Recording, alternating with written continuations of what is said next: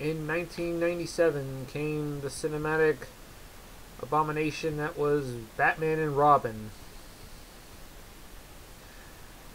A movie that was so bad that director Joel Schumacher actually made a video apologizing to the fans.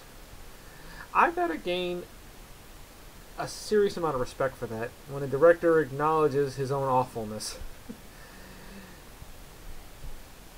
Nowadays, it's like Tommy Wiseau's The Room, a film we can enjoy because it's so awful. It's so bad, it's actually entertaining. And fans were wondering after that, would we ever see Batman on the big screen again? Well, in 2005, we got our answer with Batman Begins, starring Christian Bale as Bruce Wayne Batman, and is directed by Christopher Nolan. Now, he's the last guy I ever thought would direct a comic book film. Not that he's a bad director, but I thought Batman seemed a little out of his league. He's best known for directing entertaining Hitchcockian-like thrillers, like Insomnia and Memento, both good films. But when I look at the Dark Knight trilogy here, he does bring some elements of Hitchcock in them. Now, it's easy to say this is a comic book film, but the film feels split up into two parts.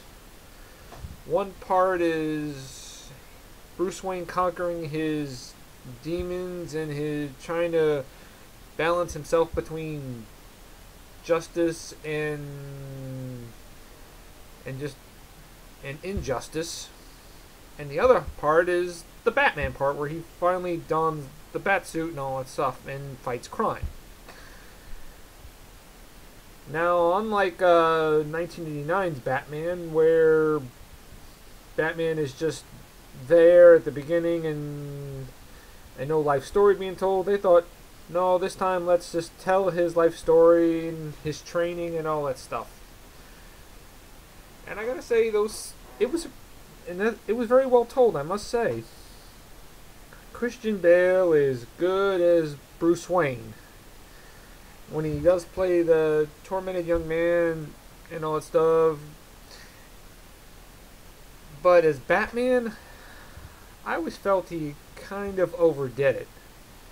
I really did. I mean, not that he was terrible, just that when he's Batman, he tries so hard to act menacing. And in his performance, he comes across like he's trying way too hard. And when Michael Keaton did it, he didn't try so hard and it worked. I don't see the clear thing here. It's just, maybe Bale could have been better if he didn't try so hard as when he's playing Batman, that voice. It just, ooh. Just hurts my ears just listening to it. But I could still like this film and The Dark Knight and The Dark Knight Rises just because they try to tell you something about the characters, not just tell a simple comic book story. Liam Neeson was good as Ra's al Ghul. It's sorry if I gave too much away. That's maybe a little bit of spoiler, but he's really the main villain. He was good too. He really seems to get in his part well. Katie Holmes as Rachel Dawes is pretty good. Surprised she didn't return for The Dark Knight. Not that Maggie Gyllenhaal was just as good, who replaces her, but I'm surprised. Katie Holmes really shows her all in this film. Not playing the typical damsel in distress, just and all that. Michael Caine was good as Alfred. Really surprised he did this film. Academy nominated award-winning actor like Michael Caine in the Batman film. I guess actors get to a certain age where they don't have to prove nothing anymore, like Jeff Bridges and Iron Man. And all that, you know. Morgan Freeman was good as Lucius Fox and all that, as the inventor who helps Bruce Wayne, who gives him all these Batman gadgets, I mean to say. You probably know Bale was got incredibly skinny for the movie The Machinist, and he had to get really back into shape for this film. he he really worked out intensely, gained all that weight back, and man, he got in tip-top shape. Perfect.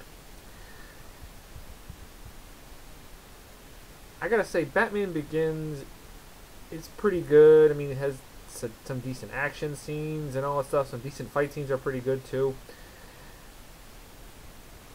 I gotta say, the characters really don't try to portray themselves as paper mache comic book characters. And that's the way Christopher Nolan wanted to portray these films, not as a comic book, as a film that you feel like it's really happening. It kind of gives you that feel, like it's really going on. Well, I forgot to tell you about Cillian Murphy as the Scarecrow. He was good too. I wish he could have been used more. I really do. He's a pretty good actor.